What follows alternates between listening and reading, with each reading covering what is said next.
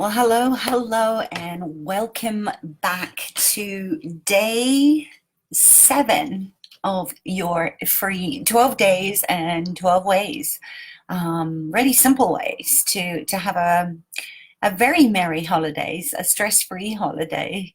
Um, and actually just to have more peace of mind and quiet, not just over the holidays, but any day when life has at you and perhaps things get a little challenging. And so, first of all, I just want to say welcome to all of you new people that have come into the tribe. I'm so glad that you're here. And I'm so happy that you're taking part in this little 12-day challenge, if you want to call it that. Challenge even sounds stressful, but just this wonderful experiment, call it an incubator. Especially if you are, very sensitive and somewhat anxiety ridden at these particular times of the year. Welcome in, and I'd love to hear how you're finding the little daily mind hacks, the nervous system calming techniques that I've been showing, and yeah, just let me know how you're doing as we sort of get to sort of that ultimate build up of Christmas Day and New Year and all those fun holidays of family and places where perhaps you're not feeling that comfortable. I've been up since I think 2 this morning. I get waking up every 2 hours in excitement and hoping not to miss the bus to go fetch my daughter who arrived from South Africa.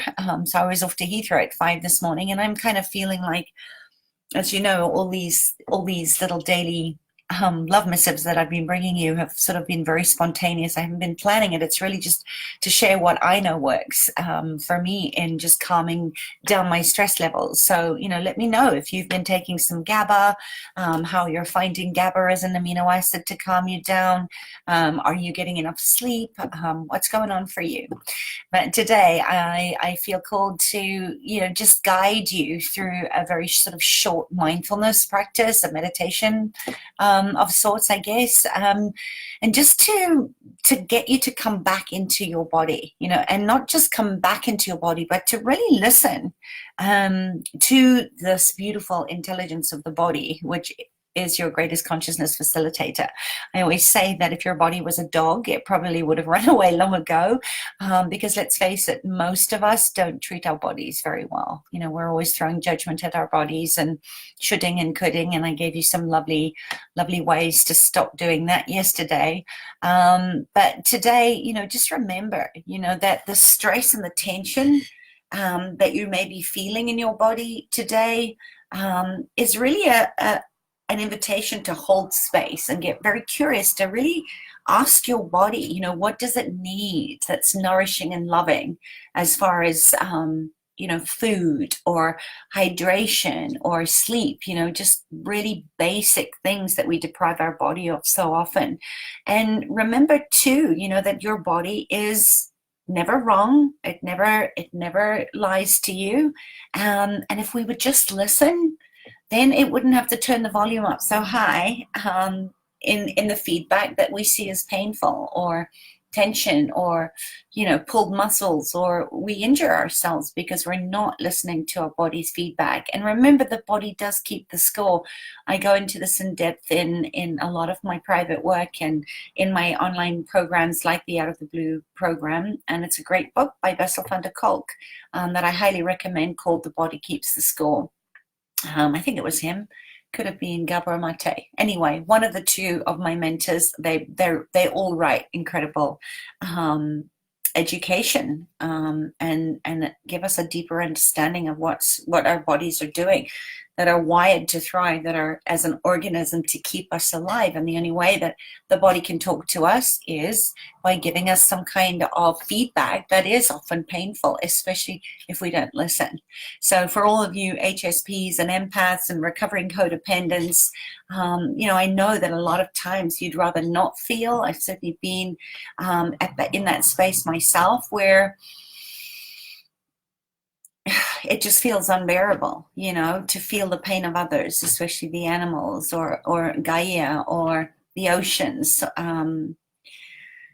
But we need to stay in our bodies in order to feel. right? We can't heal if we don't feel. And when we don't have safe embodiment, or we don't have, remember, we live what we learn. If we don't have an anchor or a ritual, which is why I love anchors, like rituals and stakes in the ground with mantras and breath work and all the other body-based sort of somatic ways of humming, you know, getting the vagus tone nice and strong.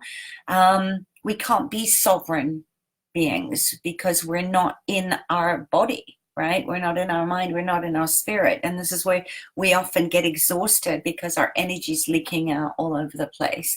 And I think that that's also where, as codependents, you know, thoughts and behaviors can often and do often sabotage our health and our happiness and our relationships. And how you do anything is how you do everything.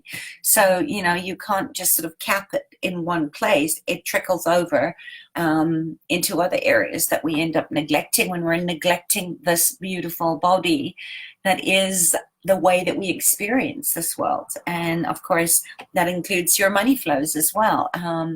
If we didn't have bodies, we wouldn't need money, you know, but we've chosen to incarnate in these physical bodies to experience this beautiful world that we live on.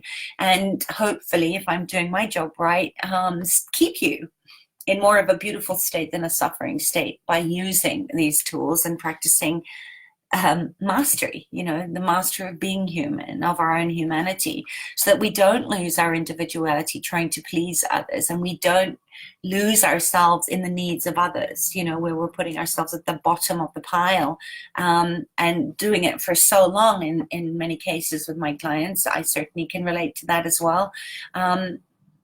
That we don't know who we are, right? We lose our identity, we lose our sovereignty, and we don't even know what we want or what we need, which is why I gave you that exercise to do a couple of days ago.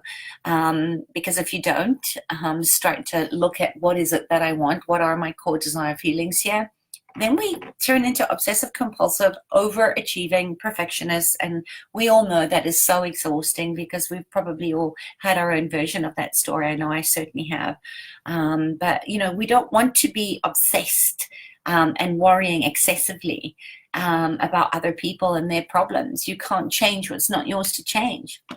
And when we are afraid of abandonment or rejection or refusal or denial or vilification, whatever it is for you, when we're afraid to say no or set boundaries, we get taken advantage of and we get hurt. And if you haven't listened to it, I have a little soundbite on YouTube about that exact thing. You know, if you're not full of yourself, if you're not filled up, if you're not filling up your well, I spoke about this yesterday, then who are you full of? You don't, you know, let's turn our own SH1T into fertilizer, really expensive, nourishing fertilizer, rather than, you know, trying to understand, get underneath someone else's pile of crap to try and get where they are, as if that will change it for you. You can't change what's not yours to change. And I think this is where we go into feeling we're undeserving or unlovable or flawed in some way, because we're stuffing our feelings down, and eventually the body says no. And this is where we see the heart attacks on the golf course, and we see all of a sudden the breast cancers. It's never all of a sudden. The body's been giving you feedback for a long time. You just weren't listening. And I want you to really tune in and listen to your body, because it never leaves you. You leave it by going into the future or back into the past, but you're not being present with your body. And again, we talked about gift giving and the anxiety that comes around gift giving. You know, one of the greatest gifts that you can give to yourself is to honor your sovereignty and really practice radical self-care with your body. You know, give your body what it needs, not just now or because you're going away or when you've made, you know, reached your targets, or when you've cleared your date, but now, you know, because we never know how long we have with this beautiful, precious life of ours. So just remember, you know, we have to practice new thoughts as we continue to work on changing these old trauma patterns and these places of protection and defense, right? There are no such limiting beliefs. They're beliefs that you had or created as a child to keep you safe then that are not necessarily working for you in your adulthood. And especially if you're trying to change codependent thoughts, if you come out of narcissistic abuse, or any kind of abuse, right? It takes time, it takes practice to do this. But if you are intentionally repeating, right, you're committing to love yourself more, you're committing to take care of the skin that you're in and this beautiful body that is your vessel, that takes you to experiences that light you up and make you happy and bring in your soul partner. You have to look after it, because if you don't, who is going to look after it? And who knows you better than your body? And who knows your body better than you?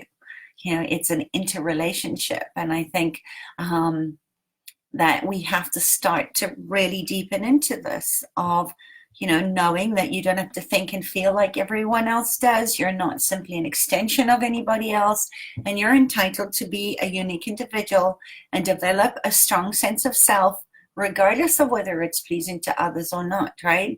Being selfish is sovereignty, and it can be a very kind and beautiful place to show other people how to create their own safety in their own bodies too, when they know that they are not here to fix you, just as you're not here to fix other people either. And if it's impossible, it really is. It's impossible to go around trying to think that you can fix anything, especially your body, right? Your body's not broken. You're not broken. You're whole, beautiful, and complete, just as you are.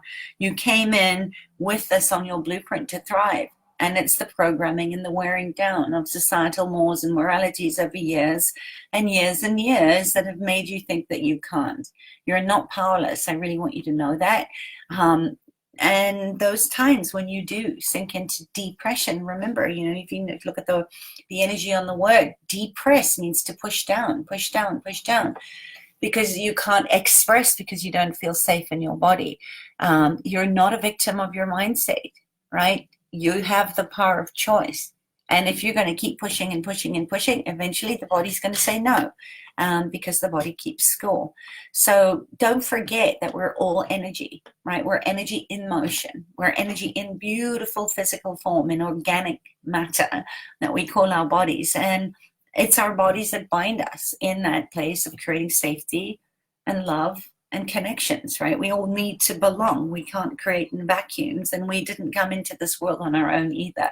We had mothers that birthed us into the world, and energy that, made you incredibly unique. When those little first cells split and multiplied, the odds of you being you are like 1 in a godzillion, a number so big only God knows. And so remember, that energy is what binds us as one. We are not separate from nature. We are not separate from our bodies. We're not separate from, and our bodies are not separate from our minds. So when we talk about, I think in yogi terms, yoga is union. And it is in the breath, in the breathing out and the breathing in, that there is this exchange of energy, that we are feeding the trees and nature, and the trees are feeding us in that beautiful response to turn our carbon dioxide into beautiful oxygen. And when we talk about union, there can be no separation, because it means coming together and making whole. It recognizes, nature does, as we are of nature, that there is no separation between anything, and it's the energy that binds us. And yet there is an epidemic of loneliness on the planet, what I call the great separation sickness. And the only way back is to come back to our hearts, to come back into our bodies, to create our own safety, and to be the light, to show others that they too, can shine brightly. There's no shortage of light on the planet. In fact, the more, the better. So, just remember that energy is defined as vibration with information. And I love that. There's certain energies that you can see, like my body and the chair that I'm sitting on and the curtain behind me. And it means that the energy is moving slow enough that it becomes very real to the eye. You're not an illusion, so everyone says this is all an illusion. I have a problem with that, because it's just like, I am not an illusion. I'm here having this conversation with you, and it's very real in its energy form and its transmission right now. But we need to know too, and remember that there are certain energies or subtle energies that you cannot see, but you can feel them, right? It's the vibrational frequency of love, which is, for me, is the new wealth frequency. It's not new in its concept because love is all there is. Um, that, you know, for example, happiness, but also hate and rage and grief and guilt and jealousy and blame and shame and regret. All of those are distractor implants, but they're still emotions, and we need to be willing to feel that and let our bodies have the experience of that so that we can grow and evolve. And yes, those are also energies that have vibration. If you've ever looked at Emoto Masara's work with the molecules of water, where he put tap water underneath a microscope, I mean, the ones that vibrate with love, those higher vibrations of generosity and kindness and empathy, are like the most magical, beautiful crystalline shapes. And the ones that have been projected with the lower vibrational frequencies of all those distractor implants, right? Designed to distract you that you are whole and complete and perfect just as you are. You can see them. They're like cancer cells that are all broken and ugly and distorted. So, you know, our intention of being mindful of what we're speaking into the world as frequencies is important as much as it is for the water that is inside of us, that we're permeating and impregnating our vibrational frequency, this beautiful body. Are we going to choose to do that with low vibrations or higher vibrations? You know, I'm wanting more than anything for me to stay more in the heart and ask what love would do. And I ask the same of you. Because, you know, we know, and science is proving this, that if that energy of those lower vibrational frequencies of anger and jealousy and rage, it turns pathological in the body, which is another reason why I love Chinese medicine, because we talk about the internal climate. You know, are you watering your wood? Is the water flowing or is it damming up because you're not expressing? So anything that remains suppressed and repressed in the body is, if it's not discharged, if it's not communicated or moved or cried out or breathed out or danced out or laughed out, however you choose to move it, that suppression becomes the tension that we feel. And tension is painful. So is stress and anxiety and depression, right? Depression, depressing, oppressing. You're pushing it down into your body until the body eventually says no. So, you know, what happens when we practice mindfulness and yoga and breath?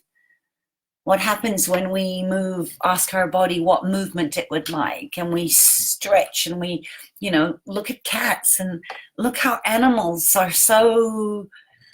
We just get such pleasure, I certainly do, watching how animals move energy off of their bodies. And, you know, very often the emotions that live within the tissues, right? We talk about the issues in your tissues. They start to rise to the surface. You see this in Breathe Fully, inside of the closed group there. Such beautiful testimony of how, you know, limbs start shivering, muscles start twitching, lips start twitching.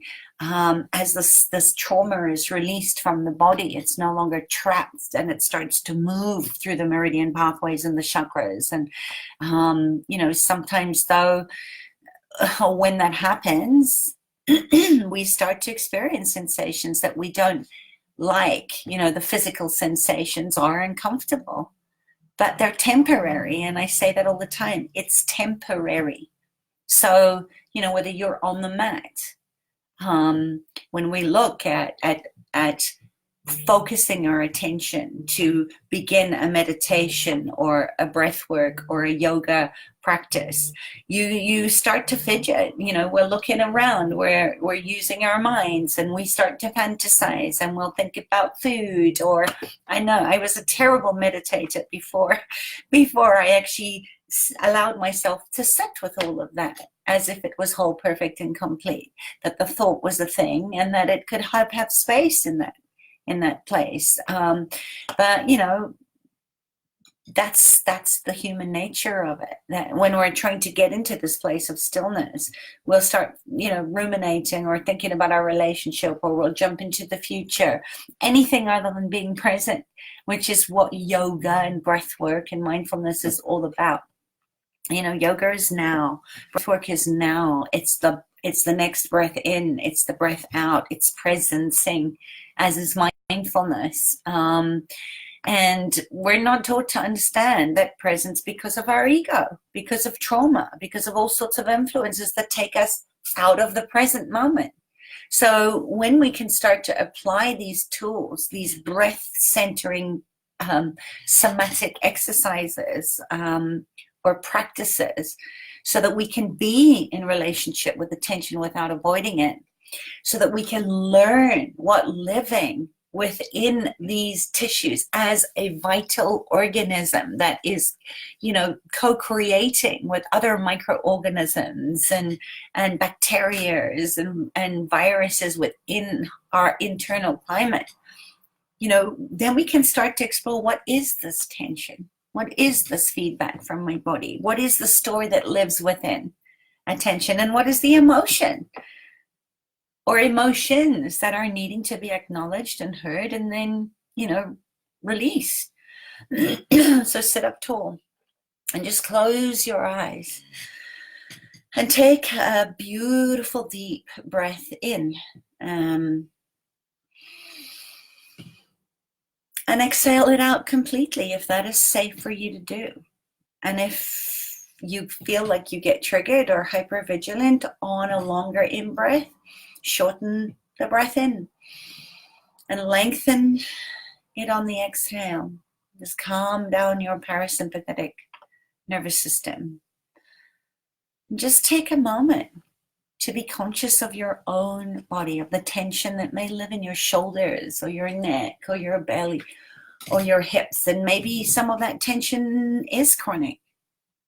Maybe just today it's for that. It is what it is.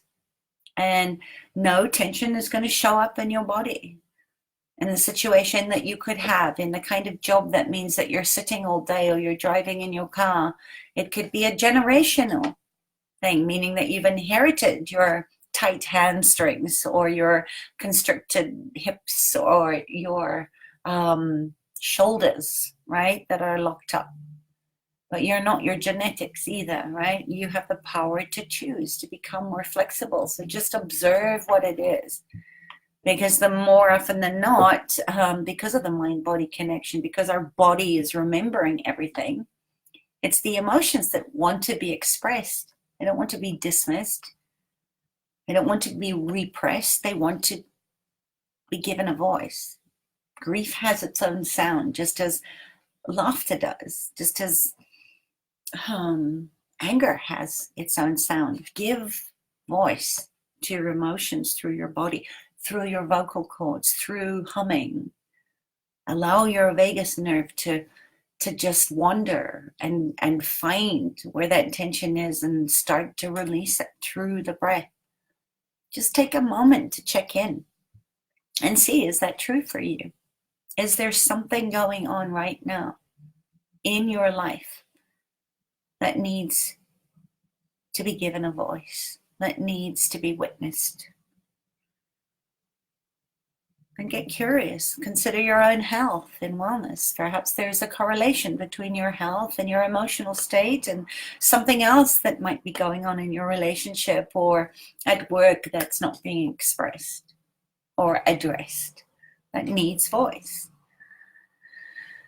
And just stay with me. We're almost done. But just take another deep breath. Exhale it out. Give it an ah. Just allow your body to express itself however it needs to.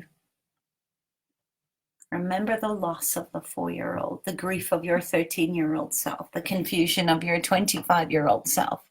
And even though we're amazing beings who have this ability to analyze and articulate and to rationalize our physical body, our etheric, all of our bodies, but this physicality, this organism we call home, it still holds on to every moment in every experience. And what happens? as we walk through this world and people say or do something, and before our mind can even grasp or register what we've heard or how we felt, our body immediately in response, in reaction to a perceived or an imagined or real threat. But most of the time we time travel and suddenly we're 4 again, or 12 or 25. Because there's unresolved trauma that needs voice. It needs to be expressed. It needs to be witnessed and held, just as you would hold a 4-year-old child. So we need to learn how to listen to the language of our body, which shows up as sensation. So breathe into the sensation today. Name the sensation if you can. Is it tight or tingly or electric or prickly or stabby or numb?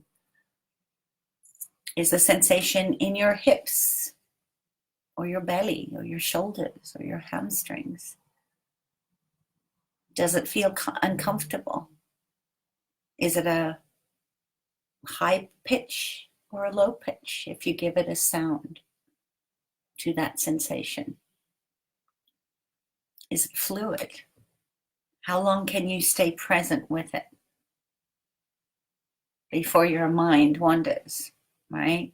Feel the sensation before you drift into the future or the past. Be present. Come back to presence through the breath. And you could place your palms together, put them on your heart, wherever you want it to be, and just take another breath in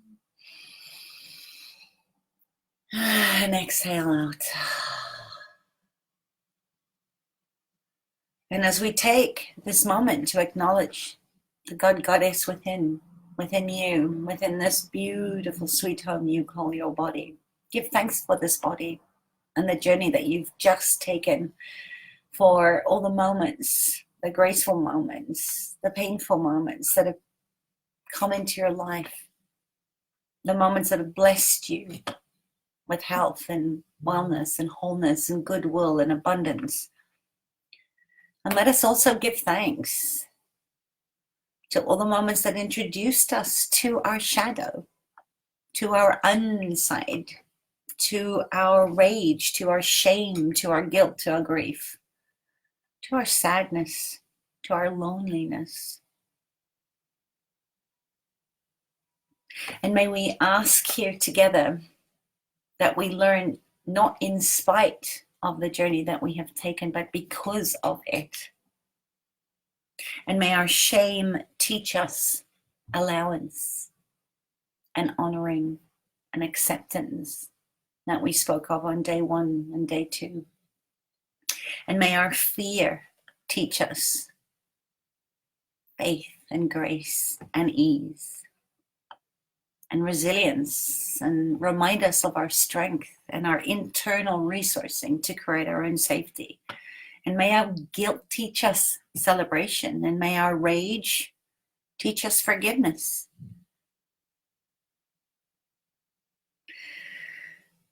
Surrender. Surrender is faith.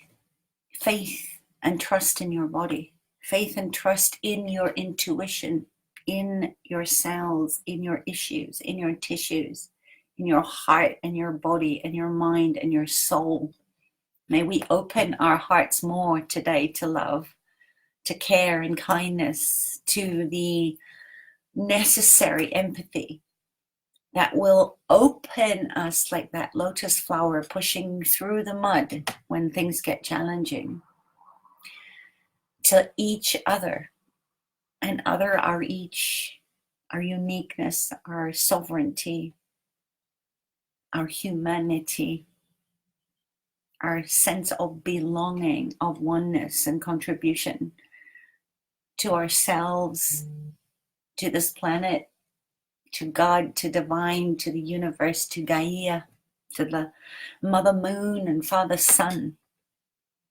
May we be heard, and may we ask to listen to our bodies, and let our bodies tell their own story that is unique to your body. because it needs to practice discharging the energy so that we may heal by feeling and grow wiser and more present as a result. So just take another deep breath.